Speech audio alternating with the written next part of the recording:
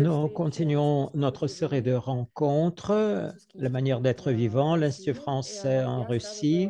Et moi, j'attire votre attention tout de suite à un petit détail technique. On vous demande de trouver une icône en bas du zoom. Alors donc, trois points ou bien globe terrestre. Alors et là, vous choisissez le canal, qui est peut-être soit le canal français, soit le canal russe pour entendre la traduction. Ainsi, la manière d'être vivant, nous continuons à explorer les possibilités du monde, les opportunités du monde alors donc autour de nous qui se répand bien au-delà de l'espèce humaine, et peut-être ensemble avec nos intervenants français. Nous allons réfléchir comment construire un nouveau tableau du monde, une nouvelle image du monde qui tiendrait compte cette fois les possibilités les possibilités et les moyens alors donc de vivre d'autres alors donc êtres vivants.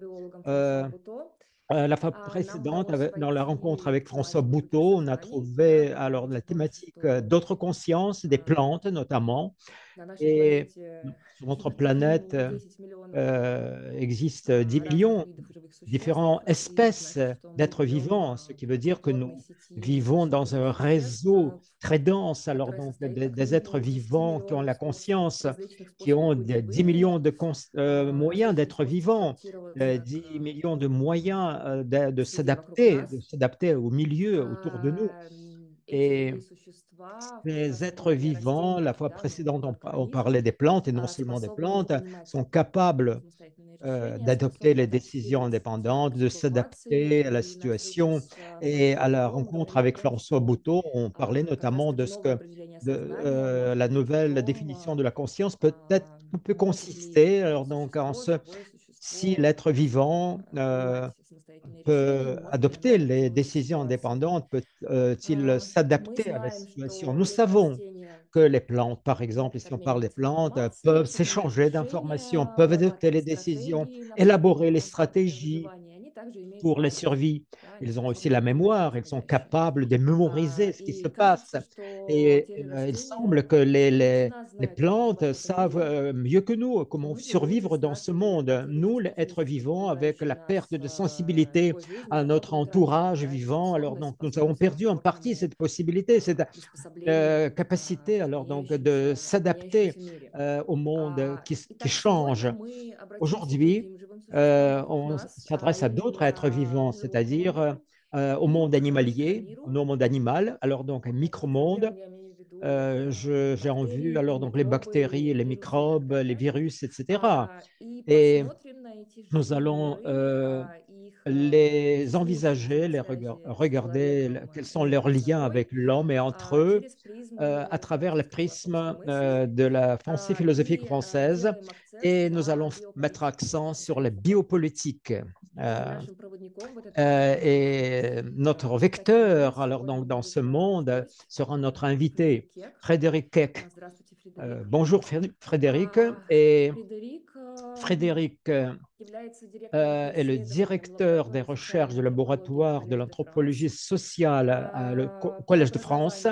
D'après sa formation, il est philosophe et anthropologue. Et Frédéric aussi étudie l'histoire de l'anthropologie et les questions de la biopolitique moderne qui sont devenues d'actualité maintenant, se présentent d'une manière tout à fait différente maintenant, vu l'explosion de la grippe aviaire, notamment les pandémies, des pandémies, voilà, alors, dont la mémoire est encore très proche de nous. Frédéric, bonjour. Bonjour. Merci d'être venu. Et avec beaucoup de plaisir, je vous passe la parole maintenant. Merci beaucoup pour cette invitation. Et excusez-moi pour le retard dû au fait que je n'avais pas noté que nous nous réunissions à l'heure russe et non à l'heure française. Et je suis donc en déplacement entre mon domicile et l'aéroport et j'ai pu m'arrêter dans un parc à Paris. Donc j'espère que les seuls bruits qui vont nous perturber seront ceux des oiseaux. Voilà, c'est pour ça que derrière moi, il y a un arbre. Donc, nous sommes bien dans les Manière d'être vivant. Alors, je vais donc partager mon écran. Euh, Donc, dans le temps de présentation, je voudrais parler du livre que je vais publier donc, au mois d'octobre aux éditions La Découverte, qui s'intitule Politique des zoonoses, vivre avec les animaux au temps des virus pandémiques. Alors, ce livre, j'ai commencé à l'écrire pendant la pandémie de Covid-19. Et la demande de l'éditeur était d'expliquer en quoi cette pandémie était un phénomène biopolitique. Alors, la notion de biopolitique a beaucoup circulé justement pour commenter la pandémie de Covid-19 et la façon dont les gouvernements et les citoyens y réagissaient. Mais on a finalement peu parlé du fait que cette pandémie était causée par une zoonose, c'est-à-dire une maladie causée par un virus qui s'est transmise des chauves-souris aux humains. Alors, comme vous le voyez sur cette couverture, il y a donc le livre s'ouvre sur quatre outils technologiques qui ont été très visibles pendant cette pandémie et quatre espèces animales dont on a aussi parlé pendant cette pandémie, même si elles ont été sans doute moins présentes dans nos vies quotidiennes.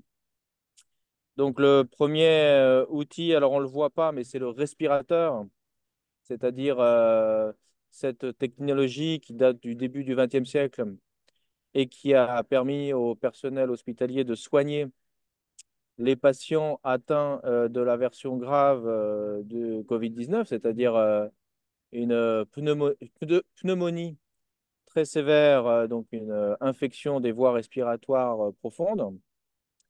Le deuxième outil, c'est le masque, puisque pendant toute cette pandémie, on a mis des masques pour se protéger des virus qui circulaient par l'air.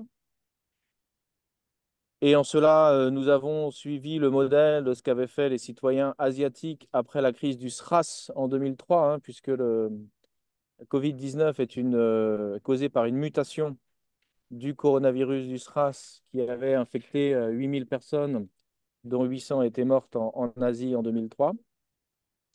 Ensuite, le troisième outil, c'est le téléphone portable, puisqu'on a développé des applications pour suivre les personnes et les informer des contacts qu'ils pouvaient avoir avec des personnes infectées. Et puis le quatrième outil, c'est le vaccin, puisqu'on a pu produire très rapidement des vaccins dans différents pays du monde contre ce nouveau virus, grâce à une technique qu'on appelle l'ARN messager.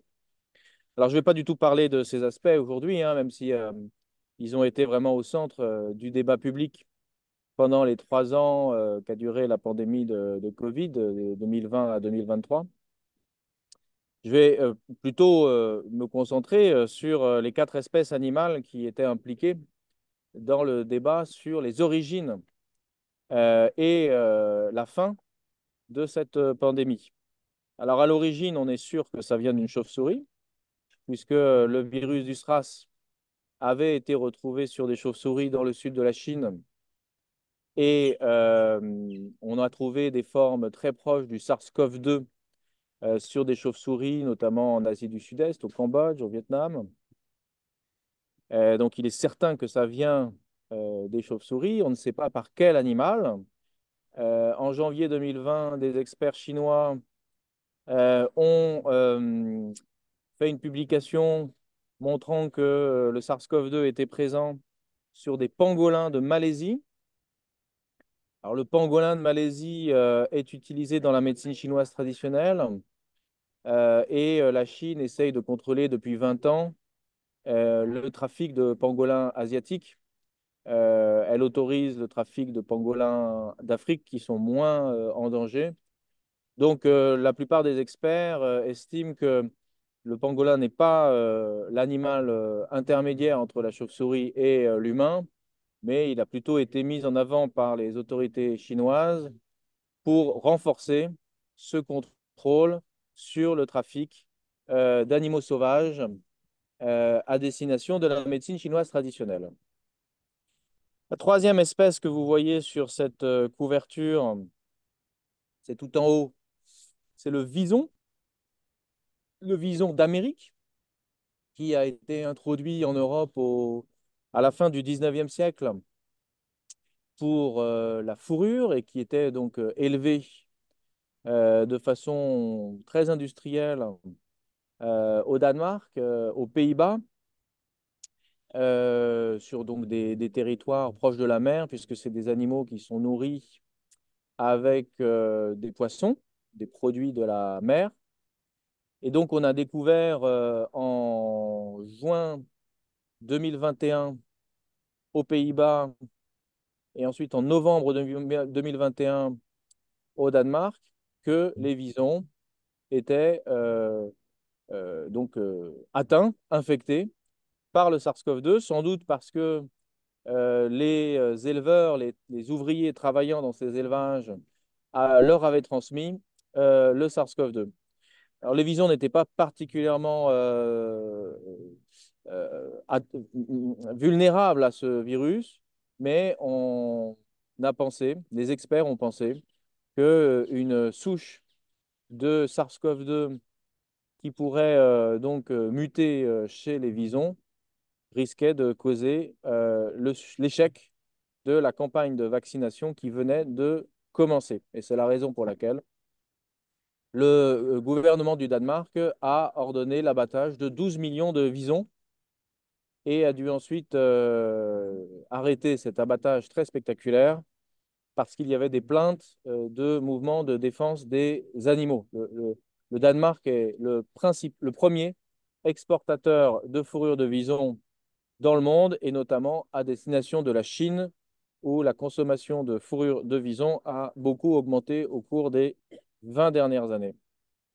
Et puis enfin, la dernière espèce que vous voyez sur cette image, c'est le cerf, puisque on a d'abord découvert dans l'Iowa, donc au centre des États-Unis, qu'un tiers des cerfs étaient porteurs du SARS-CoV-2.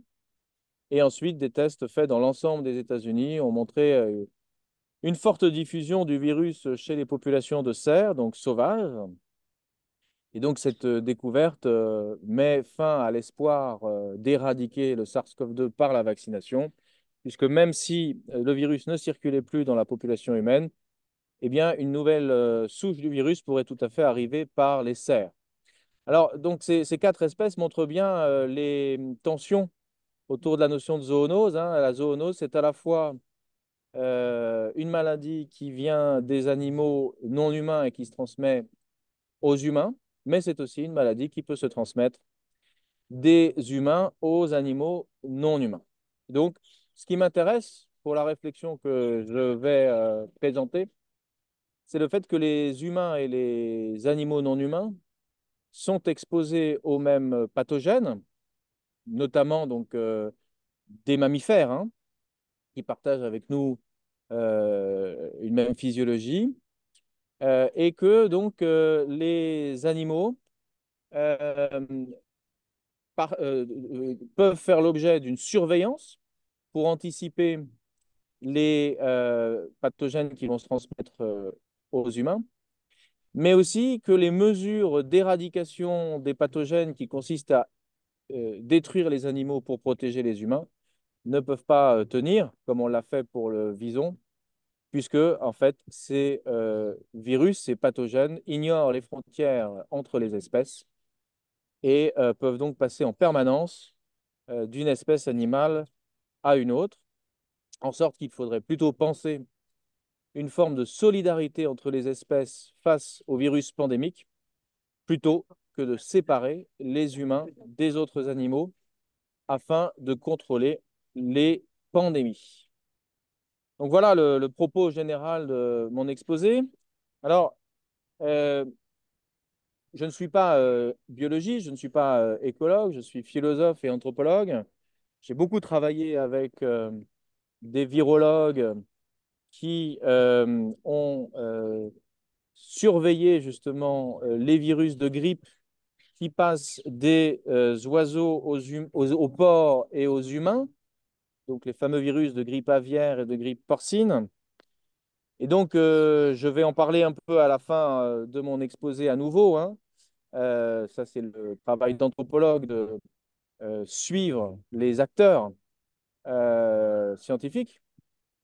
Mais je voudrais plutôt présenter ici les conclusions de cette enquête que je mène depuis 20 ans avec les virologues en charge de la grippe aviaire pour donc réfléchir à ce que ça implique pour la biopolitique des pandémies et en particulier donc ce que l'origine zoonotique des pandémies change à nos discussions sur la biopolitique. Alors, donc cet exposé portera sur le concept de biopolitique et sa transformation par le concept de zoonose.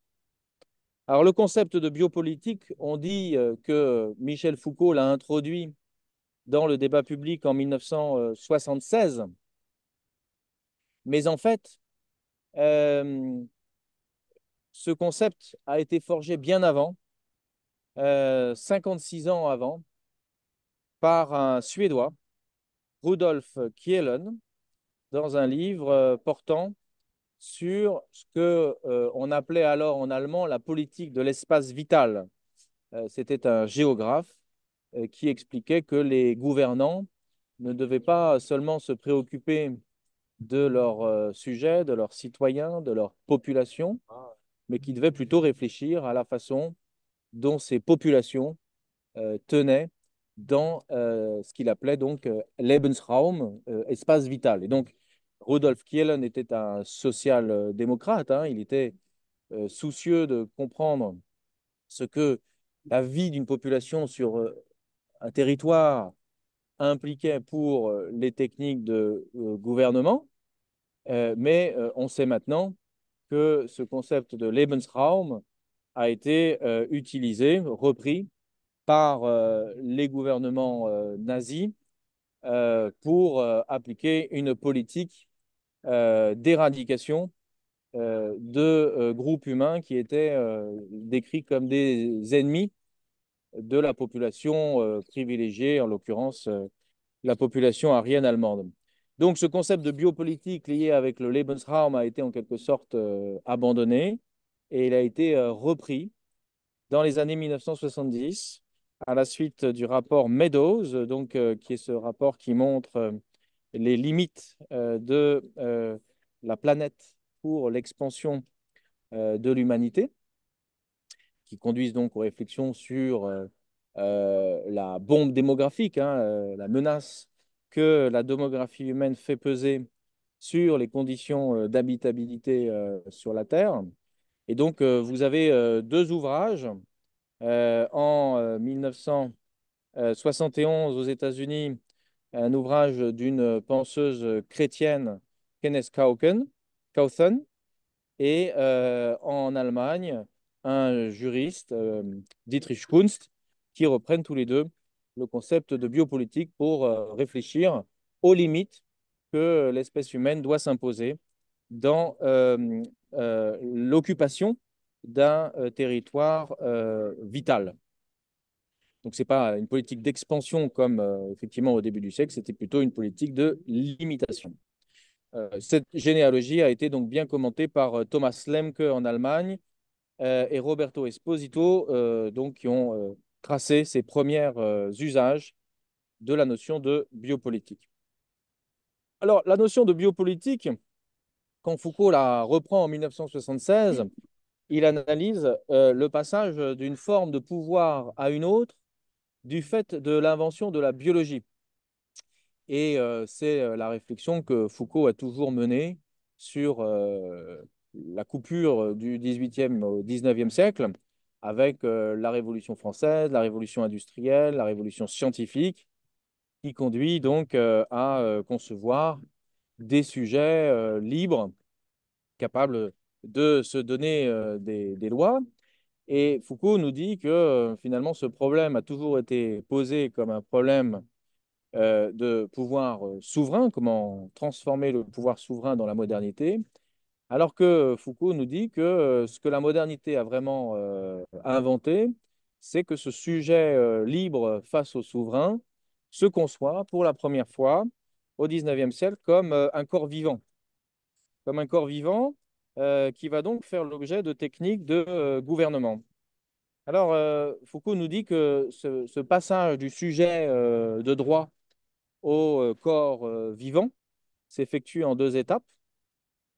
La première, c'est à la fin du XVIIe siècle, ce qu'il appelle une anatomopolitique de l'individu, qui conduit à la formation de savoirs disciplinaires. Donc, ça va être par exemple le dressage dans l'armée, l'emploi du temps dans les écoles ou les prisons. Et puis, au milieu du XVIIIe siècle, d'autres savoirs qui portent plutôt sur la démographie, mais aussi sur l'élevage des animaux et qui vont mettre en place des contrôles régulateurs de ce qui commence à s'appeler la population. Et donc Foucault nous explique que ces deux types de savoirs sont réunis au début du XIXe siècle par la naissance de la biologie. Hein, donc le terme a été forgé en France par Lamarck hein, pour réunir un ensemble de travaux en histoire naturelle, en zoologie, en botanique. Et donc Foucault nous explique que l'invention de la biologie va faire passer du pouvoir souverain, donc à l'âge classique, hein, 16e, 17e siècle, qu'il définit comme un pouvoir de faire mourir et laisser vivre. Par exemple, quand le souverain va faire mourir un criminel, c'est le fameux exemple du supplice qui ouvre le Surveiller et punir de Michel Foucault, à un biopouvoir, donc à l'âge moderne, 19e, 20e siècle, qui est un pouvoir de faire vivre et laisser mourir. Et donc, ce passage, Foucault le décrit à la fois dans son cours au Collège de France de 1976 et dans le premier volume de l'histoire de la sexualité, euh, paru en 1976 également. Il y a une erreur sur la diapositive. Alors, cette analyse que fait Foucault en 1976 va être donc reprise à la fin des années 1990 par deux philosophes italiens, Giorgio Agamben et Antonio Negri, parce que les cours de Michel Foucault, où la notion de biopolitique est beaucoup plus développée que dans l'histoire de la sexualité, qui était donc son œuvre publiée avant sa mort en 1984, les cours de Michel Foucault circulent en italien, alors qu'ils ne sont pas encore publiés en France. Ils vont être publiés à partir de 1997, justement avec le premier cours de 1976, Il faut défendre la société, dont tous les commentateurs s'accordent qu'il est effectivement très nouveau par rapport aux livres publiés, notamment parce que Foucault y développe toute une réflexion sur la guerre des races qui, selon lui, donc anticipe cette biopolitique dans l'âge moderne. Alors, Agamben et Negri vont faire deux reprises très différentes voire contradictoire ou en tout cas transversale, perpendiculaire, je dirais, de la notion de biopolitique. Giorgio Agamben, qui est un donc, philosophe plutôt inspiré par Walter Benjamin et Carl Schmitt, va expliquer que le pouvoir souverain a toujours été un biopouvoir et il va retrouver dans le droit romain un acte juridique par lequel le souverain exclut un citoyen, donc le met dans un état d'exception et le déclare comme pouvant être tuable par n'importe quel autre citoyen, mais non sacrifiable, puisque le sacrifice à Rome se produit au milieu de l'espace public, alors que le homo sacer, c'est cette figure juridique étudiée par Agamben, lui est exclu, il est mis au banc, il est mis à la marge de l'espace public. Donc, c'est une variation hein, du sacrifice romain, mais effectivement, on est dans une longue histoire du droit romain. Au contraire, Antonio Negri, qui est un philosophe plutôt inspiré par euh, Spinoza et Marx, Karl Marx, explique que le changement, le basculement du pouvoir souverain au biopouvoir se passe dans les années 1970, donc au moment où Foucault reprend le concept de biopolitique, et c'est un changement dans les modes de production depuis ce que Negri appelle le travail matériel, ce que les économistes appellent aussi l'économie fordiste, c'est-à-dire une production de biens de consommation qui satisfont les besoins de tous les consommateurs et donc qui unifie le corps du peuple vers un travail que Negri qualifie de immatériel et qui va passer par exemple par l'économie digitale, les réseaux sociaux, et qui va produire ce que Negri appelle la chair de la multitude, c'est-à-dire la possibilité pour les citoyens de se réapproprier des affects qui sont, selon Negri, parasités, vampirisés par ce que Negri appelle, avec Michael Hart, l'Empire. Donc, c'est une série de livres, Empire, Multitude et Commun. Donc, une tentative de retrouver l'esprit du communisme à l'âge de l'économie digitale. Donc, moi, ce qui m'intéresse dans ces deux diagnostics très impressionnants et intéressants, c'est qu'ils reprennent deux axes très utilisés dans la pensée anthropologique, qui est justement cet axe du sacrifice, la façon dont le pouvoir d'une entité supérieure s'exerce sur des entités inférieures, et l'axe du progrès, c'est-à-dire la façon dont on passe d'un état social jugé inférieur, donc le corps du peuple, à un état social jugé supérieur, puisque Negri nous explique qu'il y a beaucoup plus de possibilités de libération pour les citoyens dans la biopolitique que dans le pouvoir souverain. Et alors, ce que je propose dans mon livre, c'est justement de coordonner ces deux axes. Et c'est une lecture que j'ai faite auparavant de Claude Lévi-Strauss, qui, dans son livre de 1962, La pensée sauvage, explique que justement, la pensée sauvage coordonne l'axe du sacrifice et l'axe du progrès dans une pensée qui explore les relations entre les humains, les animaux et les plantes à différents niveaux de généralité. Alors, ce diagnostic, je le partage avec deux anthropologues, Didier Fassin et Paul Rabineau, qui sont des anthropologues vivant, enfin travaillant entre la France et les États-Unis. Didier Fassin est un médecin qui a beaucoup réfléchi sur l'humanitaire et sur la bioéthique. Et Paul Rabineau est un anthropologue qui a beaucoup, et historien des sciences, on peut dire, qui a beaucoup réfléchi aux biotechnologies. Alors, Didier Fassin, dans ses travaux avec Dominique Mémy, qui est aussi une sociologue, notamment qui travaille sur l'euthanasie, l'avortement, montre que la bioéthique réorganise le sujet autour d'une réflexion sur la vie qui exclut d'autres façons de construire des valeurs morales. Et donc, ils reprennent la formule de Foucault, faire vivre et laisser mourir, pour montrer que dans ces hôpitaux où on autorise l'avortement et l'euthanasie, les patients doivent justifier la mort d'un fœtus ou d'un patient en fin de vie par un récit et effectuer ce que les médecins et les psychiatres appellent un travail de deuil.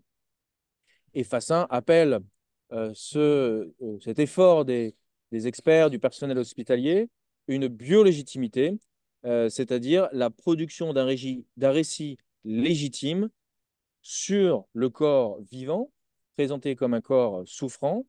Et Fassin a bien montré ce point sur la médecine humanitaire qui est utilisée aujourd'hui pour justifier le droit des exilés, des réfugiés sans papier, à obtenir l'asile en racontant à des médecins un récit sur leur souffrance, sur leur maladie, alors qu'il y a 50 ans, pour obtenir le droit d'asile, en France notamment, il fallait plutôt raconter qu'on était la victime d'un régime autoritaire ou oppressif.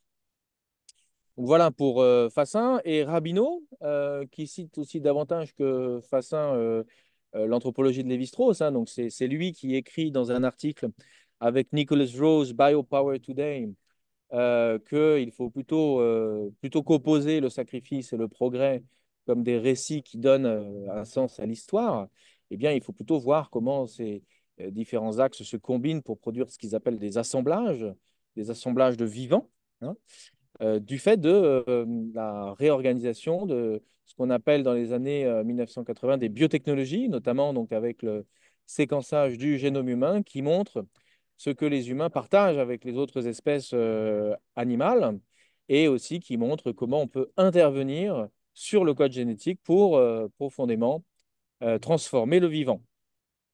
Alors, le diagnostic que font Rabino et Rose en 2006 du développement des biotechnologies, c'est qu'ils s'orientent dans deux directions.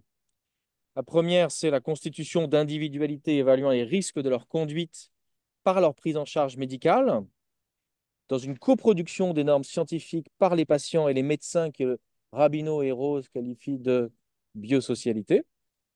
Et là, on est donc par exemple dans les patients atteints de sida, qui vont construire avec les médecins et les scientifiques une expertise sur le virus du sida. Et puis l'autre direction, c'est la formation de communautés closes par des mesures de biosécurité dont les normes sont élaborées pour protéger les laboratoires du risque d'accident dans les flux de matériel biologique.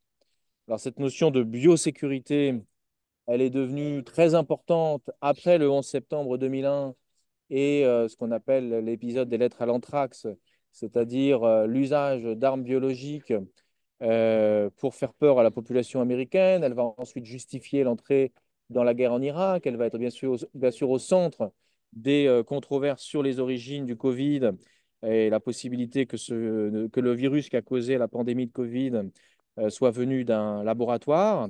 Mais en fait, ces réflexions sur la biosécurité aux États-Unis commencent au début des années 1990, quand des scientifiques de l'ex-empire soviétique, notamment le biologiste kazakh Ken Alibek, vont fuir aux États-Unis et révéler l'existence d'un programme d'armes biologiques dans l'ex-empire soviétique depuis les années 1970.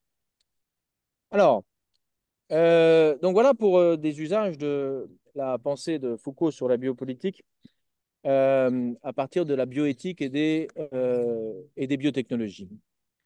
Alors, ce que je voudrais montrer maintenant, c'est que Foucault ne s'intéressait pas à la bioéthique et aux biotechnologies, qui sont des phénomènes plutôt des années 1980. Par contre, il s'intéressait beaucoup à un phénomène qui est bien au centre de nos débats depuis les années, on va dire, 2010, qui est les épidémies et notamment la formation de nouvelles épidémies. Donc, qu'est-ce que Foucault a à nous dire sur les épidémies? Alors, Foucault, qui est donc un philosophe de la médecine, hein, qui a un de ses premiers livres, bon, ses premiers livres portent sur la folie, sur la clinique. Foucault remarque que la médecine moderne requalifie la crainte des épidémies, qui était donc pensée au Moyen Âge dans un cadre théologique, hein, donc comme une punition divine.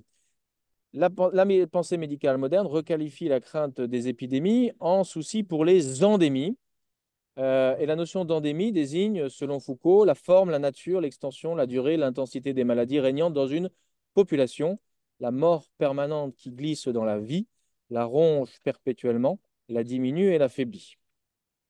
Alors, quand Foucault fait cette analyse de l'endémie, il parle en fait de ce qu'on appelle au 19e siècle l'hygiène publique, c'est-à-dire des savoirs statistiques qui montrent que, par exemple, le choléra ou la tuberculose sont plus répandus dans les quartiers pauvres, dans les quartiers où l'eau est insalubre, que dans les quartiers riches où l'eau est nettoyée.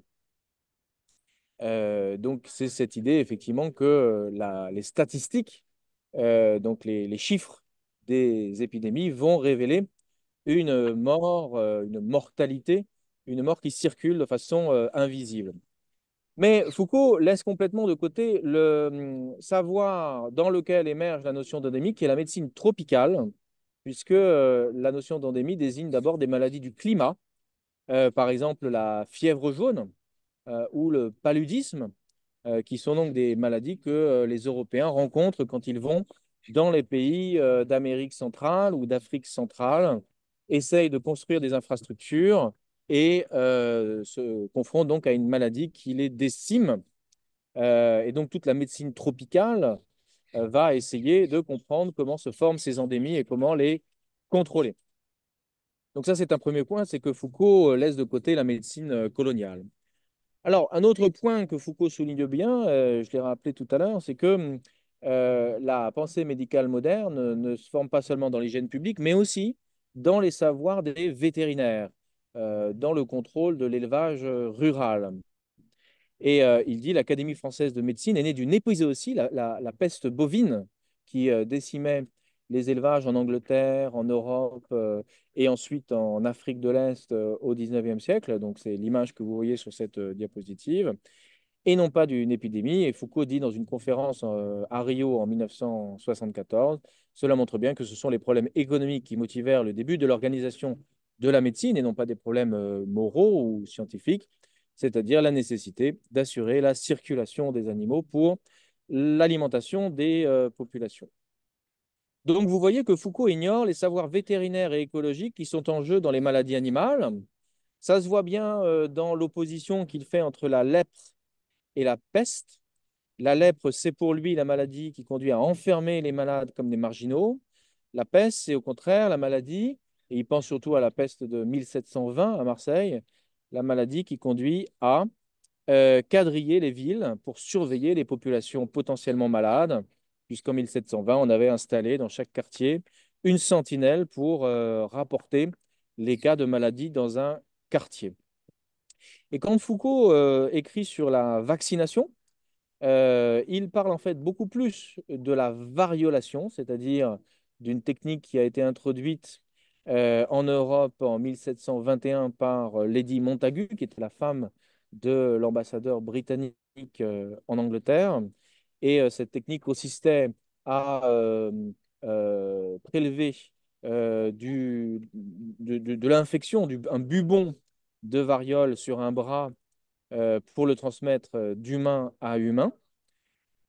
Et cette technique avait donné lieu à des grands débats sur les risques et les bénéfices de la variolation. Mais par contre, Foucault ne s'intéresse pas du tout à tous les débats sur la vaccination, c'est-à-dire sur l'usage d'un pathogène venu des bovins, la vaccine, qui était utilisée par les éleveurs anglais pour se protéger de la variole, qui est un pathogène très proche de la vaccine. Et cette technique a été systématisée par Edward Jenner, médecin anglais. Et c'est donc le vrai départ du succès de la vaccination au 19e siècle. Donc là aussi, Foucault exclut les savoirs sur les animaux. Et puis Foucault manque le concept de zoonose, qui est forgé par Rudolf Virchow en 1855. C'est un médecin allemand basé à Berlin qui a observé que la trichinose, qui est donc un parasite qui se transmet des porcs aux humains, eh bien, causait des maladies chez les humains du fait de l'importation de viande de porc des États-Unis, une viande de porc salée. Donc là, il va faire des expériences en laboratoire pour montrer que le parasite se conserve dans la viande de porc salée. Ça va donner lieu à un embargo sur la viande de porc salée.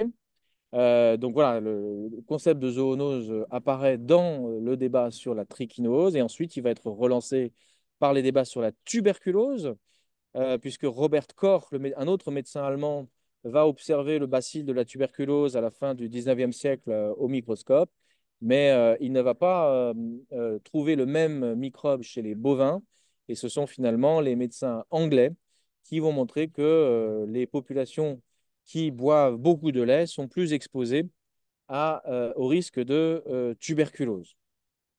Donc voilà, et ce qui est tout à fait frappant, c'est que le concept de zoonose va être repris en 1976 pour décrire l'émergence d'Ebola, donc un virus qui se transmet des primates aux humains en Afrique centrale. Ebola, c'est le nom d'un fleuve dans ce qui est à ce moment-là le Zaïre, qui est aujourd'hui la République démocratique du Congo. Donc en 1976, Foucault, qui s'intéresse essentiellement au débat sur les risques aux États-Unis, manque complètement le débat sur les nouvelles zoonoses, ce qu'on appelle les maladies infectieuses émergentes en Afrique et bientôt en Asie. Et ce débat va bien sûr réorienter considérablement la gestion de la pandémie de sida, puisqu'on sait aujourd'hui que le virus du sida est apparu en Afrique centrale, comme le virus Ebola, dans les années 1920. Alors, je vais essayer d'accélérer un peu, même si c'est une diapositive un peu riche que je vous présente ici. Ce que j'ai cherché à montrer, c'est que Foucault pense donc la biopolitique essentiellement à partir des populations humaines, et cependant, il parle une fois des animaux, mais il parle des animaux comme des métaphores, et ça va être son grand texte sur le pouvoir pastoral, donc qui s'intitule Omnes et Singulatim, donc tout est singulier, Towards the Criticism of Political Reason, donc vers une critique de la raison politique, qu'il a donnée à l'université Stanford en 1979. Dans cette conférence, Foucault montre que le pouvoir du directeur de conscience sur ses sujets, sur les personnes qu'il oriente, donc c'est un pouvoir qu'il étudie à ce moment-là au 17e, 18e siècle, eh bien ce pouvoir reprend toujours la métaphore chrétienne et en fait juive du pouvoir pastoral, du pouvoir du berger sur ses troupeaux. Et le propre de ce pouvoir, c'est que c'est un pouvoir mouvant qui s'exerce sur un troupeau et non pas sur un territoire. Et c'est un pouvoir qui s'exerce à la fois, qui vise à la fois le salut de l'ensemble du troupeau, mais aussi celui de chaque brebis en particulier, d'où le titre Omnes et Singulatim. Donc, c'est un pouvoir qui est essentiellement un pouvoir de vigilance ou de surveillance, hein, qui consiste à surveiller le troupeau pour assurer sa santé ou son salut. Alors, un philosophe français qui s'appelle Grégoire Chamaillot a remarqué que cette grande généalogie du pouvoir pastoral laisse de côté une autre généalogie des techniques du pouvoir, qui est celle des chasses à l'homme, et dont il retrouve une origine possible dans des textes de la Bible sur le roi chasseur Nemrod, ce roi qui donc chasse des esclaves pour les accumuler sur un territoire et qui va ensuite les chasser pour éviter qu'ils ne s'enfuient. Et donc, la différence entre le pouvoir pastoral et le pouvoir synégétique, c'est que le pouvoir pastoral s'exerce d'en haut sur un troupeau, donc qu'il peut sacrifier, mais au nom du bien du troupeau, alors que le pouvoir synégétique est beaucoup plus horizontal. C'est un pouvoir entre un chasseur et une proie, mais c'est aussi un pouvoir réversible. C'est-à-dire que la proie peut devenir chasseur, l'esclave peut tuer le maître, et ces discussions sur la chasse aux esclaves vont être au centre, notamment de la reprise de ce thème du roi chasseur par l'Église espagnole en Amérique du Sud pour justifier l'introduction d'esclaves africains pour remplacer des esclaves indiens. Et ensuite, Grégoire Chamaillou montre que ce débat sur les chasses à l'homme reprend à la fin du 19e siècle, lorsqu'il s'agit de chasser des criminels, et il suppose que aujourd'hui encore, dans les techniques par lesquelles les gouvernements chassent des sans-papiers et les traquent sur le territoire pour les accumuler dans des zones de non-droit, dans des aéroports ou dans des camps de réfugiés, eh bien, cela reprend cette vieille technique du roi chasseur. Alors, je ne peux pas développer les deux autres références qui poussent la notion de pouvoir synégétique en Afrique, avec une idée sur des fantômes, le fait que l'esclave hante son maître dans les récits africains, Et en Australie, une anthropologue, Elisabeth Povinelli, qui montre plutôt comment, dans les conflits entre les aborigènes australiens et les entreprises multinationales autour des mines, eh bien, les aborigènes australiens peuvent dire que la Terre est animée, hein, qu'il y a des ancêtres dans la Terre, et cela repose sur des techniques de chasse qui consistent à voir les traces des ancêtres animaux ou humains, mais surtout animaux, hein, ancêtres kangourous ou ancêtres émeux, sur le sol du désert central. Alors, donc moi j'ai repris en fait cette notion de pouvoir synégétique pour décrire ce que font les virologues quand ils vont prélever des virus dans des marchés de volailles ou dans des grottes où vivent des chauves-souris. Donc ici, vous avez la fameuse She Zhengli, qui était la directrice de l'Institut de virologie de Wuhan. Et puis, vous avez des virologues avec lesquels j'ai travaillé à l'Université de Hong Kong. Ce que font ensuite les virologues, c'est de analyser la structure de ce virus pour comprendre comment il peut muter en fonction de sa molécule d'ADN ou d'ARN. Et ensuite, ils vont construire des arbres d'évolution pour anticiper des mutations de ces virus qui pourraient causer des pandémies.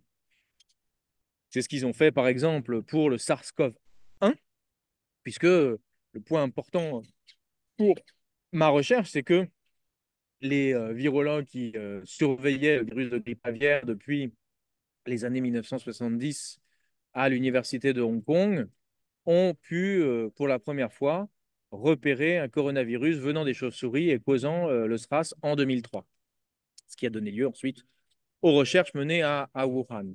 Mais donc, ce que font ces virologues, c'est pas seulement prélever des virus et les séquencer et les mettre en ligne sur des bases de données en ligne, ils les mettent aussi au congélateur pour pouvoir montrer justement comment les séquences ont été fabriquées au cas où ils soient critiqués par des collègues pour avoir falsifié leurs données.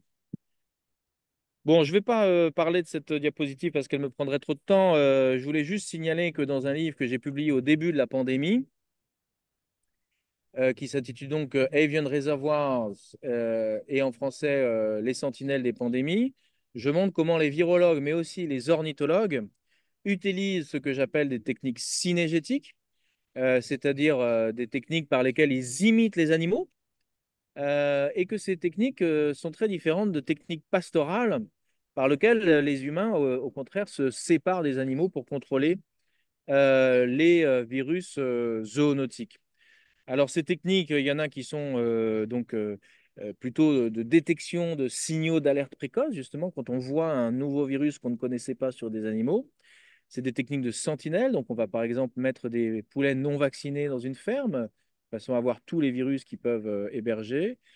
Et puis des techniques de sacrifice où on va abattre les oiseaux ou les volailles si un nouveau virus pandémique apparaît. Des techniques de simulation où on va, dans un hôpital ou un marché, imaginer qu'un virus pandémique se transmet des oiseaux aux humains, un virus de grippe aviaire.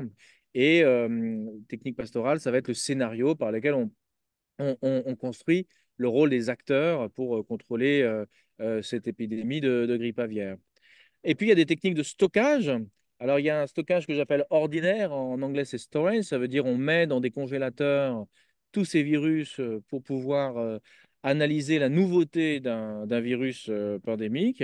Et puis, il y a des techniques de stockage prioritaire. Par exemple, on stocke des vaccins ou on stocke des masques pour eh bien, contrôler l'effet de ce virus sur les populations humaines.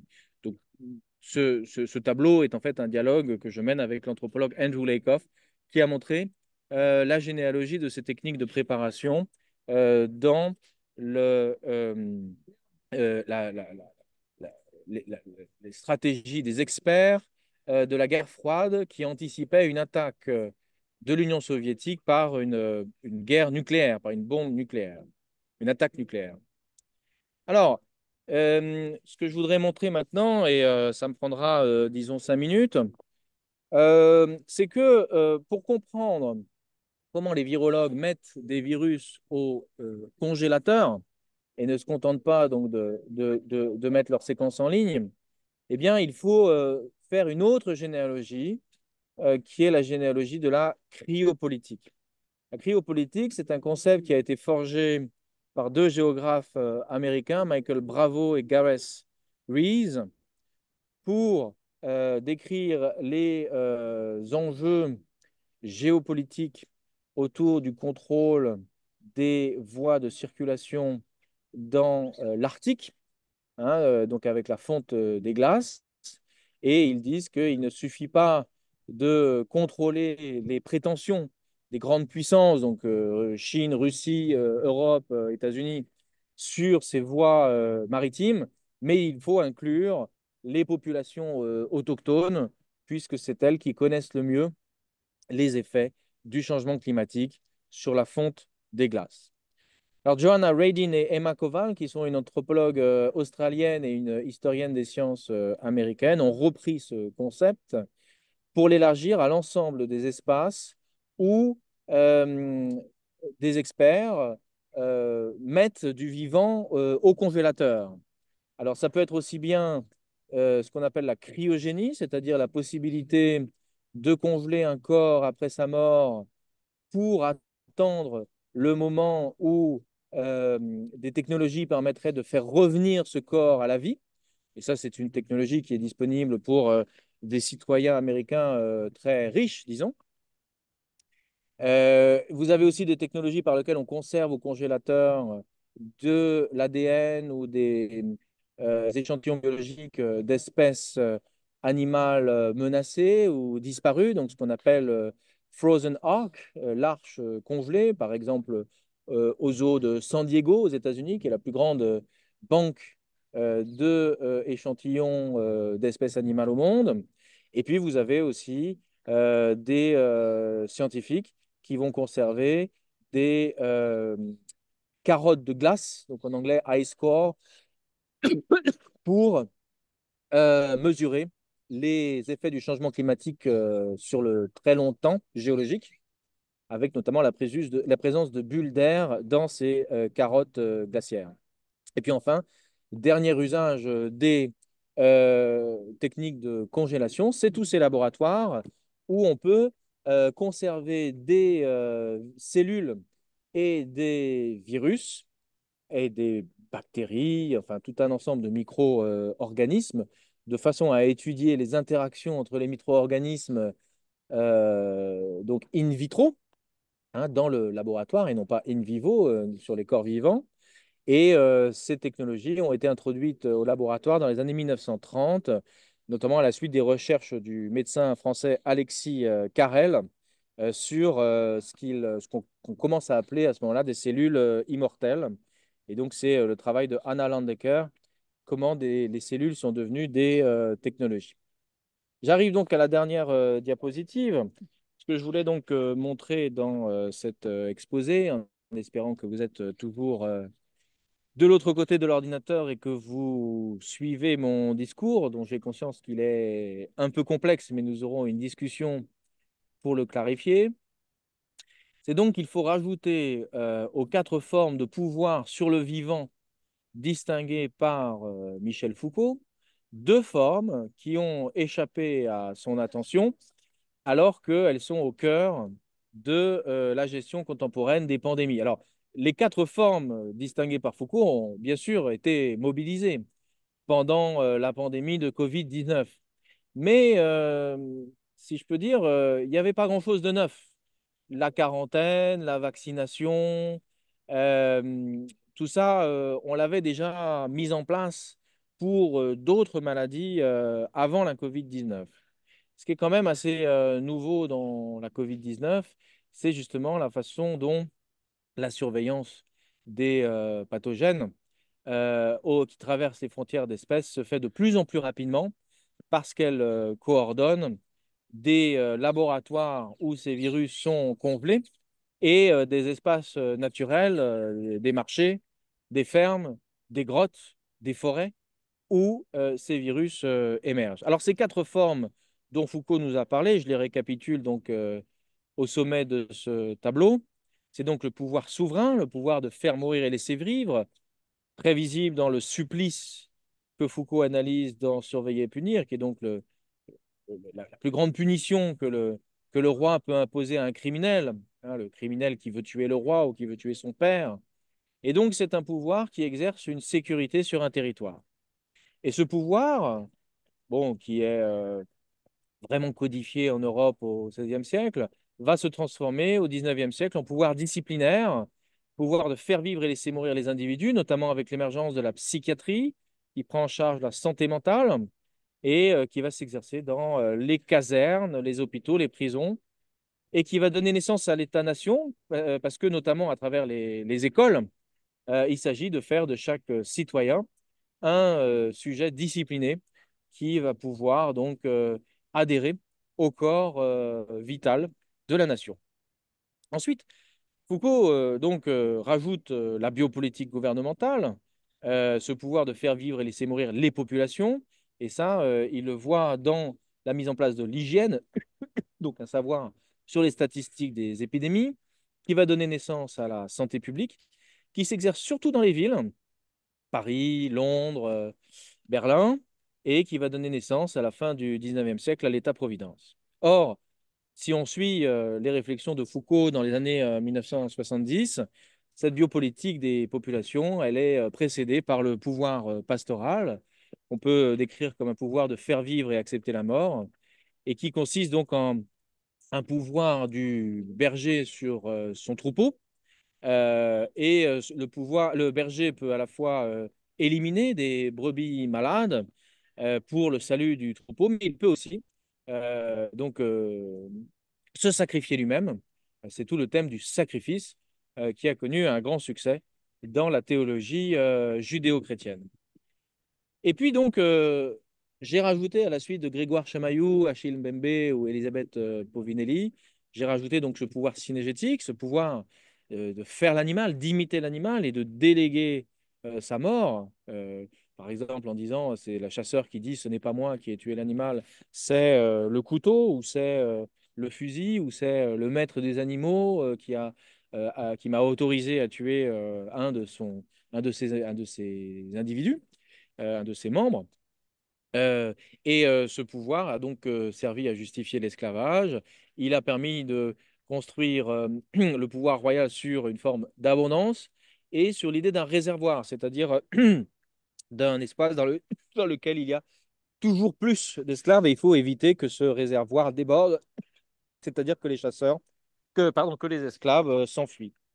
Or, ce pouvoir synégétique, je suppose que au 19e siècle, sans doute à la fin du 19e siècle,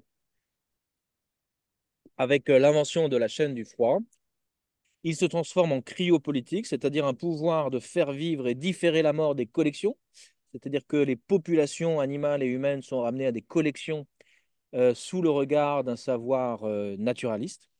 C'est la naissance de l'écologie, la préoccupation aujourd'hui pour la santé planétaire.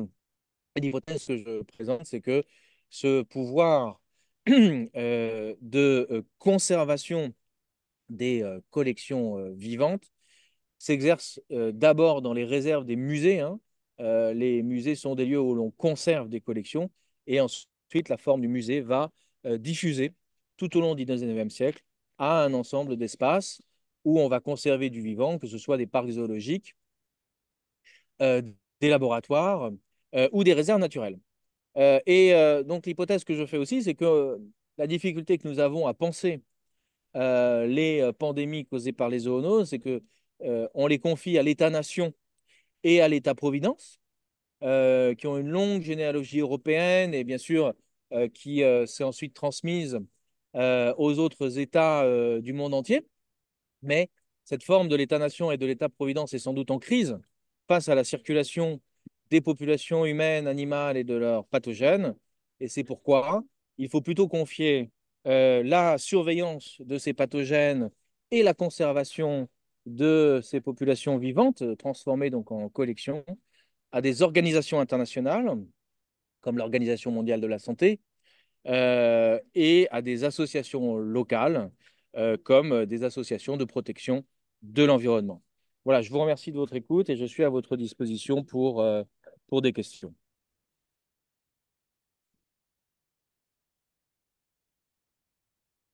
Merci beaucoup, Frédéric.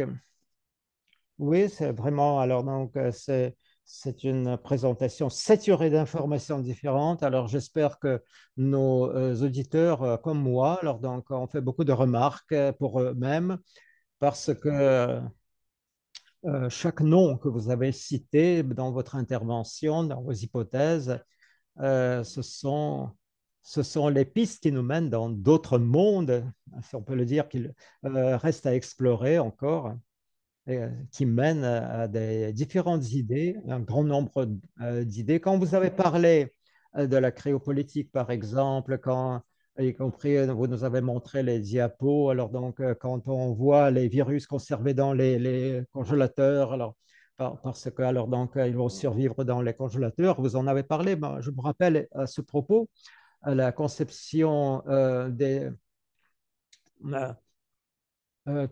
transhumaniste américaine, Natasha Whittemore, par exemple, alors donc, qui propose, mais c'est déjà c'est la réalité, si j'ai compris, alors donc, c'est pas fantastique, alors donc, pour euh, euh, la possibilité pour nous, alors donc, de se faire congeler. Alors donc, mais nous ne savons pas à quel point alors donc ce sera opérable. Je ne sais même pas alors donc s'il existe encore les désireuses, les personnes désireuses alors donc de se soumettre à cette opération de congélation pour l'avenir. Pourquoi je le dis, c'est intéressant. Alors donc vous en avez parlé aujourd'hui que vous avez parlé des biotechnologies quand Michel Foucault donc, a écrit de la biopolitique. Il n'y avait pas encore, on n'avait pas encore les technologies aussi développées que maintenant. Nous pouvons effectivement changer la génétique des êtres vivants, des plantes, des animaux, des humains, et de cette façon euh, changer alors donc les êtres humains eux-mêmes, nous pouvons s'ingérer technologiquement, si on peut le dire, alors donc dans le développement de la vie sur la planète. Je veux je veux vous demander, est-ce que nous pouvons, en tant que l'humanité planétaire comme, disons, le pouvoir d'un pays, je ne sais pas, comme par exemple les États-Unis, est-ce que nous pouvons contrôler effectivement ces ingérences? Je sais qu'il y a beaucoup de débats sur ce thème. Au cours des 20 dernières années, on en parle beaucoup. Mais il n'est pas clair, il n'est pas tout à fait compréhensible. À quelle conclusion nous pouvons venir? Parce qu'il existe des questions éthiques, évidemment. Par exemple, je vais ajouter aussi des choses intéressantes. J'ai lu hier que l'État d'Équateur, en 2008, a adopté la nouvelle constitution du pays, dans laquelle dans la Constitution d'Équateur, sont reconnus les droits non seulement des humains, mais des animaux et d'autres êtres vivants. De cette façon, il se trouve que au niveau d'une nation, au niveau d'un État, il est possible pour la première fois, alors donc les êtres vivants non humains deviennent non seulement les objets, les ressources, mais deviennent les sujets, si on peut le dire, les sujets d'utilisation de la législation. Et à mon avis, alors donc, c'est un avancement radical dans la vision du monde, dans le changement de la vision du monde. Je n'ai pas d'information comment ça marche en réalité en Équateur, mais est-ce que vous pourriez peut-être faire part de vos connaissances, de vos hypothèses, comment notre humanité, alors à l'échelle planétaire, puisse contrôler ces ingérences dans le changement, disons, de l'existence d'autres êtres vivants, y compris des humains, évidemment, oui. Merci pour cette question. Donc effectivement, être congelé, donc être mis au congélateur, c'est une façon encore d'être vivant. Mais c'est une manière d'être vivant très paradoxale puisque c'est un corps entre la vie et la mort. C'est une partie de corps vivant suspendue entre la vie et la mort. Alors, de ce point de vue, les transhumanistes font beaucoup de spéculation sur l'apport des technologies au prolongement de la vie, mais parle assez peu de l'impact de ces technologies sur le statut moral, juridique des corps qui voudraient ainsi immortaliser. Aujourd'hui, des riches citoyens américains qui se cryogénisent, hein, donc qui se mettent au congélateur. En général, on ne met pas tout le corps, hein, on met un cerveau, une tête, parce que le corps, ça coûte très cher. Et puis, ça prend beaucoup d'électricité, hein, il faut maintenir en permanence le congélateur allumé. Les penseurs du transhumanisme réfléchissent beaucoup au fait de conserver un cerveau et ensuite de pouvoir le mettre dans 2 siècles dans un robot ou dans le corps d'une autre personne, tout en gardant la mémoire d'une personne qui aurait vécu au XXe siècle. Alors en fait, il ne faut pas prendre les transhumanistes trop au sérieux parce que c'est un tout petit groupe qui s'adonne à des pratiques tout à fait minoritaires. Mais par contre, il s'appuie sur des technologies qui, elles, sont largement dominantes dans le monde entier. Ici, donc des technologies permettant de mettre au congélateur des parties de corps vivants et notamment des parties d'animaux. Donc, effectivement, j'ai mentionné le zoo de San Diego où il y a le plus grand nombre d'échantillons d'espèces animales qui sont conservés. Attendez, j'ai une averse là.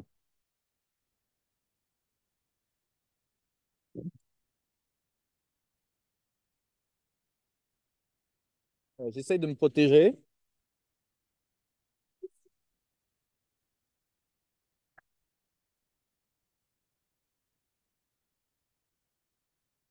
Nous espérons que vous allez trouver un grand arbre pour se protéger Oui, ou je bien ne suis pas donc très protégé. Vous m'entendez un encore? pavillon. Oui, oui, on Bon, vous alors je entend. continue à parler. J'essaye de Я protéger mon буду ordinateur. продолжать говорить. On peut attendre alors dans quelques instants le temps que vous puissiez trouver un arbre ou disons un pavillon pour Ah, je suis sous s'abriter. un arbre, mais je ne suis pas très protégé là. Alors, bon, je vais continuer mon propos quand même. Donc, ce que je disais, c'est que quand un zoo conserve, oui, ça va là. Quand un zoo conserve du matériel biologique d'animaux de façon à le réintroduire, c'est le rêve de Jurassic Park, hein, à le réintroduire dans la nature, il repose sur les mêmes technologies que le transhumanisme. Mais effectivement, il élargit ce rêve d'une humanité dont la vie est prolongée à l'ensemble des vivants. Donc c'est très intéressant et ça pose la question de ce qu'est un sujet de droit, parce que le problème du corps congelé dans un laboratoire, c'est qu'il n'est plus vraiment sujet de droit. Hein, c'est-à-dire qu'au moment de la mort, l'individu n'appartient plus à l'État. Il n'appartient plus qu'à une association, effectivement, qui est en charge de la conservation du cadavre congelé. Et ce qui est intéressant, c'est d'étendre le statut juridique de ces cadavres congelés des transhumanistes à l'ensemble des animaux qui sont conservés dans les parcs zoologiques et qui sont très nombreux.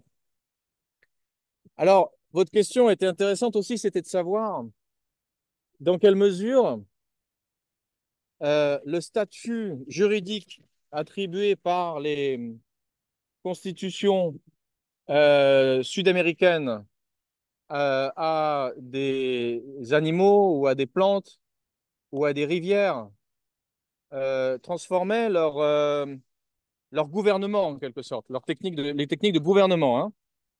Alors pour ça, eh bien, il y a effectivement des recherches qui sont menées par des anthropologues qui montrent comment le statut juridique donné à une rivière, par exemple, c'est très connu, c'est en Colombie, a un effet biopolitique. C'est une anthropologue qui s'appelle Sandrine Revet, qui étudie donc des gardiens de la rivière.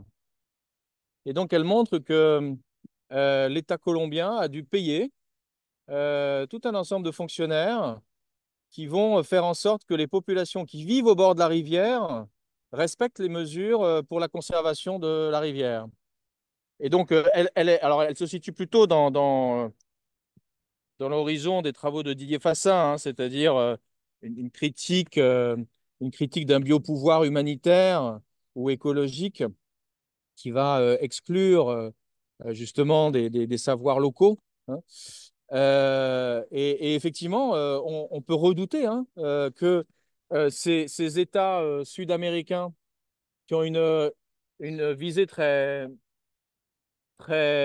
généreuse hein, de protéger les rivières, les animaux et les plantes en disant ce sont des sujets de droit dans la Constitution, eh bien, vont mettre en place une nouvelle forme de biopolitique, des techniques de gouvernement qui vont écraser les savoirs locaux. Alors moi, ce n'est pas exactement la formule que je propose avec la cryopolitique. Il me semble que la cryopolitique a ce grand intérêt d'inclure les populations autochtones dans la gestion de ces techniques de conservation. Par exemple, Emma Koval montre comment des aborigènes australiens sont impliqués dans la constitution de banques de sang hein, et vont pouvoir réintroduire certaines banques de sang dans la terre.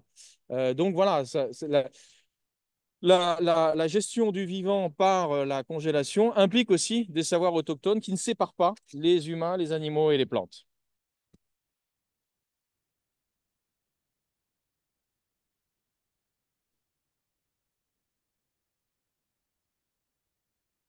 Ah, merci beaucoup pour la réponse développée, Frédéric. euh, sur la cosmologie des aborigènes, alors donc des possibilités de survie des aborigènes. Alors donc nous allons en parler samedi prochain avec Florence Bruno-Passina, alors donc lors de la rencontre suivante. Je voudrais vous poser encore une question sur l'agencement alors donc des êtres vivants. François Bouton en a parlé il y a une semaine. Si on parlons de la politique moderne et de développement biotechnologique, aujourd'hui nous avons beaucoup parlé des pandémies, d'autres maladies virales. À quel point on tient compte du caractère agencé des microbes, des micro-organismes, à quel point euh, on prend en compte alors leur caractère d'agent, voilà. C'est-à-dire alors leur capacité alors donc d'utiliser telle ou autre stratégie. Oui, merci. C'est une question importante parce que bon, j'ai pas du tout mentionné dans mon exposé la pensée de Bruno Latour, mais c'est effectivement un point très important qu'a fait Bruno Latour dans son livre de 1984 sur Pasteur, sur Louis Pasteur, qui est de dire que si on veut comprendre la gestion, ou disons l'invention de la médecine par Louis Pasteur, enfin la réinvention de la médecine par Louis Pasteur, la transformation de l'hygiène publique par la microbiologie, eh bien, il faut considérer les microbes comme des acteurs. Alors, je suis un peu réticent sur cette idée parce que pour moi, un acteur, c'est quelqu'un avec qui on a une interaction. Et j'ai très peu de récits ou d'observations où des microbiologistes interagissent avec des microbes. Parfois, ils le font hein, quand ils sont effectivement sous le microscope, ils introduisent un microbe dans une cellule, ils voient comment le microbe rentre dans la cellule, en sort, ils essayent de réfléchir sur les stratégies du microbe. Mais la plus grosse partie du travail des virologues, c'est quand même d'aller faire ces prélèvements sur les animaux et les humains. Et donc, pour eux, les animaux et les humains sont des acteurs plus importants que les microbes. Et puis, par ailleurs, toute la difficulté justement de la Covid, de la gestion de la Covid, c'est que nous, humains, nous pouvons concevoir que les personnes avec qui nous partageons l'espace public sont des acteurs. Donc c'est pour ça qu'on met des masques pour éviter qu'ils nous infectent. On conçoit que l'État, le gouvernement sont des acteurs. Donc on se demande si ils n'ont pas inventé le virus pour nous mettre des masques. On peut même concevoir que des animaux sont des acteurs. On imagine que les chauves-souris nous ont envoyé ce virus pour nous punir de mauvais traitements que nous leur avons infligés. Mais par contre, j'entends très peu de gens qui pensent que le virus lui-même est un acteur. Et c'est là aussi un autre point de philosophie de la biologie, c'est que les virus sont à la limite entre la vie et la non-vie, hein. Les virus, c'est juste des morceaux d'informations qui cherchent à se répliquer. Les virus n'ont aucune intention. Euh, le- le- le- la seule intention qu'on puisse leur prêter, c'est de multiplier les chances de se répliquer en infectant le plus grand nombre d'espèces possible. Mais ça, c'est pas une intention, c'est le mécanisme du vivant. Par contre, les animaux ont des acteurs, pardon, les animaux ont des intentions, les États ont des intentions, les personnes qu'on voit dans l'espace public ont des intentions. Donc, en ce sens, je pense il faut plutôt réserver la notion d'acteur à effectivement des corps vivants dotés d'intentions, y compris ces corps vivants très particuliers que sont les gouvernements, les organisations internationales, etc. Mais par contre, moi, je n'attribue pas tellement d'agentivité au virus. Par contre, ce que je trouve très intéressant, c'est plutôt de penser les virus comme la version moderne des fantômes. C'est-à-dire que, justement, là, si on veut inclure les sociétés autochtones dans la biopolitique, bah, il faut prendre au sérieux tous les récits qu'ils font sur les fantômes, les esprits qui agissent de façon invisible dans nos relations avec les animaux. Et donc voilà, moi, ma vision, en fait, c'est que le virus ou le microbe, c'est une version moderne du fantôme ou de l'esprit, et qu'en fait, ce sont des signes à travers lesquels les humains interagissent avec les autres espèces.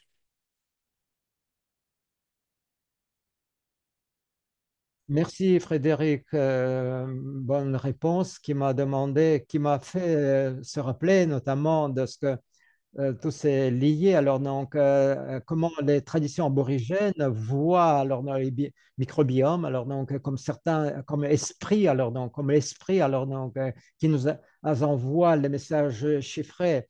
Je vais tout de suite faire l'annonce suivante de notre rencontre suivante. On va parler de la cosmologie des peuples aborigènes sur l'exemple des peuples de Papouas-Nouvelle-Guinée. Nous allons parler notamment en continuant le thème d'agence, alors donc d'intention, d'en parler Frédéric Rick. Nous voyons que vous trempez, détrempez alors donc sous la pluie, mais si vous permettez, je vais poser deux questions au moins alors donc qu'on a dans le chat parce qu'il y a beaucoup de questions. Oui, La question suivante de Maria Pirogovskaya, alors donc adressée en français, je vais lire en français et alors donc je vais traduire en russe. Et moi, je vais traduire en russe. Donc, Anna va vous lire en français. Euh, Ces régimes de pouvoir, du pouvoir souverain à la créopolitique, sont-ils nécessairement consécutifs ou dans quelques conditions politiques cohabitent-ils sans aucune difficulté? oui, merci pour cette question. Alors, effectivement, bon, moi, j'ai conçu ces De- 6 techniques de pouvoir un peu comme les ontologies de Philippe Descola, hein, c'est-à-dire que ça n'est pas du tout réservé à tel ou tel groupe. Ils sont effectivement disponibles pour toute société humaine, mais c'est pas seulement des régimes de cognition, hein, c'est la différence avec Descola, c'est que c'est quand même des régimes politiques qui sont liés à des technologies par lesquelles un vivant agit sur un autre vivant.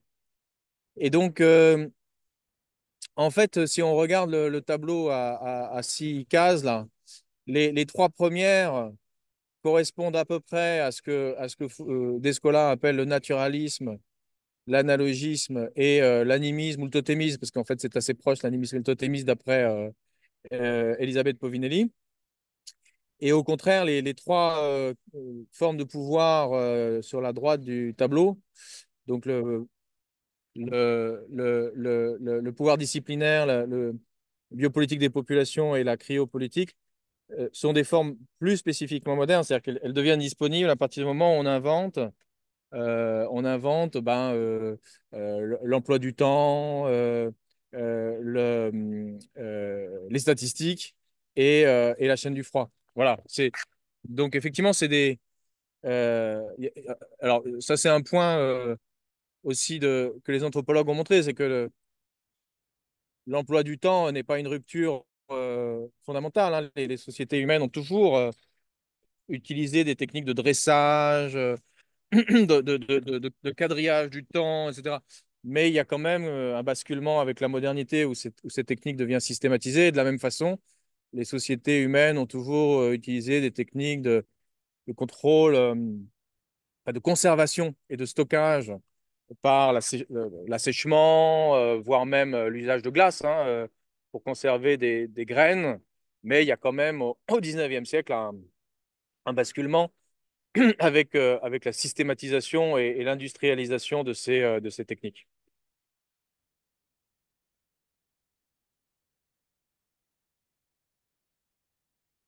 Merci, merci Frédéric pour la réponse. Et peut-être encore la dernière question posée par nos auditeurs de Jana Ponomarenko. Un instant. Voilà. La question, existe-t-il des organismes internationaux qui pourraient s'occuper du développement de la politique biologique et de cette façon prévention éventuelle des pandémies au niveau planétaire? Et je voudrais ajouter de moi-même, alors donc, quelles sont nos perspectives en tant qu'espèce biologique sur cette Terre? Alors donc, depuis le développement des pandémies et la- l'impossibilité de contrôler totalement la diffusion. Qu'est-ce qu'il faut faire pour éviter peut-être alors donc la congélation de notre cerveau ou bien donc le voyage sur Mars pour se sauver? Est-ce qu'il y a les scénarios optimistes de notre avenir, d'après vous? Oui, bah, exactement. L'idée, c'est de ne pas laisser la conservation à des riches Américains qui pensent qu'il suffit de mettre un cerveau dans un congélateur et de l'envoyer sur une autre planète et qu'on peut laisser cette planète se détruire, hein. Je pense au film Don't Look Up. L'idée, c'est que effectivement, la conservation doit être prise en charge idéalement par l'ensemble des citoyens de la planète, hein, puisqu'il n'y a pas de planète B et qu'il vaut mieux conserver cette planète que de congeler notre cerveau pour l'envoyer dans une autre planète. Et donc, pour que l'ensemble des citoyens de la planète, enfin l'ensemble des citoyens humains, et même possiblement des animaux, hein, l'ensemble des citoyens humains et non humains, dans une espèce de nouvelle cosmopolitique, puissent prendre en charge cette conservation, bah, un outil qui a été mis en place au XXe siècle, c'est les organisations internationales. Donc, l'Organisation mondiale de la santé pour les épidémies humaines, l'Organisation mondiale de la santé animale pour les épidémies animales, l'IUCN, donc l'Institut, l'Union internationale de la conservation de la nature pour les espèces animales en danger, notamment pour la faune sauvage. Et puis, ces grandes organisations internationales se déclinent en tout un ensemble d'associations, hein. Moi, j'ai beaucoup travaillé en Asie avec BirdLife International, qui est un réseau d'associations de birdwatchers qui vont donc protéger les espèces d'oiseaux. Mais donc, par exemple, vous avez beaucoup d'associations qui protègent les chauves-souris. Et bon, ce qui est très important, c'est justement de coordonner tous ces naturalistes qui vont sur le terrain pour observer les animaux dans leur environnement, pour justement éviter qu'ils transmettent aux humains des pathogènes, et les lieux de conservation de type musée musée d'histoire naturelle, par exemple, dans la plupart des pays modernes, occidentaux, où ces savoirs enfin, peuvent être étudiés dans le long terme. Donc voilà la réponse que je ferai. C'est pour ça que je finissais en disant il faut coordonner les organisations internationales et les associations locales. Mais par contre, moi, ce qui me frappe, c'est à quel point les États qui sont en charge de la conservation, enfin pas de la conservation, mais plutôt de la sécurité et de la santé des populations, sont vraiment très peu capables de prendre en charge la conservation du vivant, puisque en quelque sorte, ça n'était pas dans leur mandat. Le mandat des États modernes, c'est de protéger et, s'il le faut, conserver le corps de la nation. Mais dans cette nation, en général, on exclut les animaux et les plantes, et c'est pour ça que quand on parle d'une revanche de la nature contre les humains, c'est vraiment un point de vue d'État. C'est vraiment l'idée que l'État doit défendre les frontières contre des ennemis qui seraient ces pathogènes envoyés par les animaux. Alors que si on réfléchit au niveau de la planète, eh bien, les pathogènes qui viennent des animaux et des plantes et qui les affectent autant qu'ils affectent les humains sont des signes du dérèglement de la santé planétaire.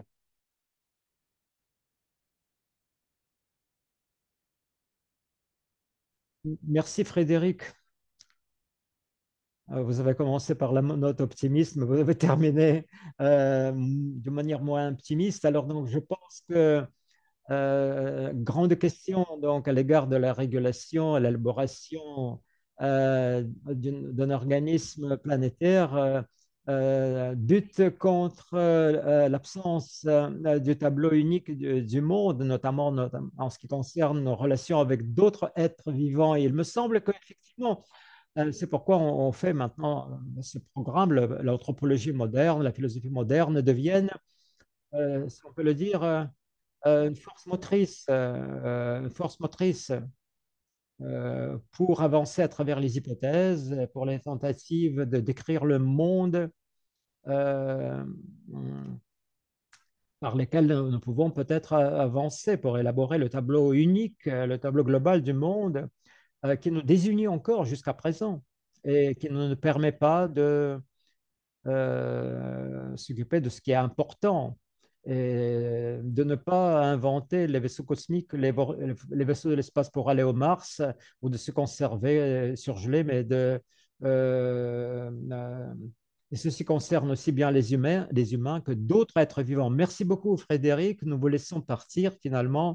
Si je peux Alors, finir donc, sur une note optimiste, hein, bien, parce que je ne veux pas du tout vous laisser penser que je suis pessimiste. Effectivement, la situation de la planète est assez inquiétante et la situation des États modernes l'est encore plus.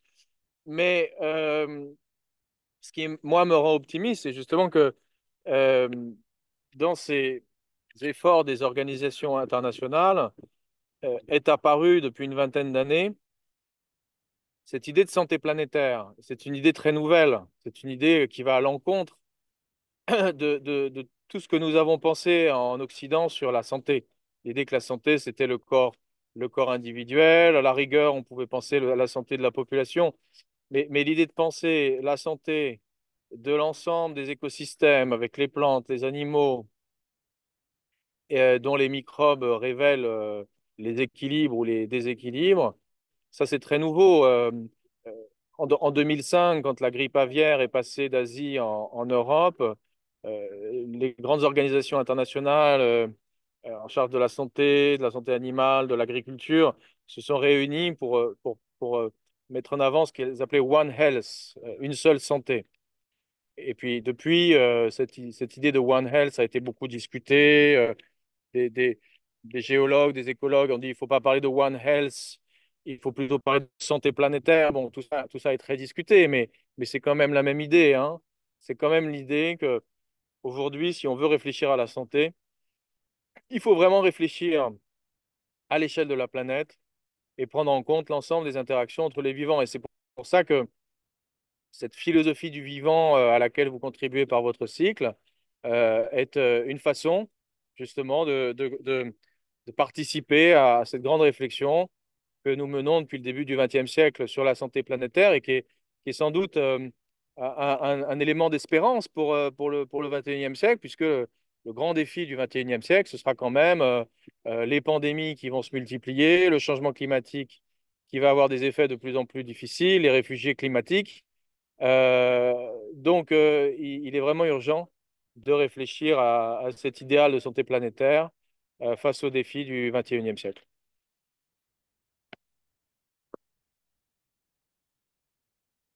Merci beaucoup, Frédéric.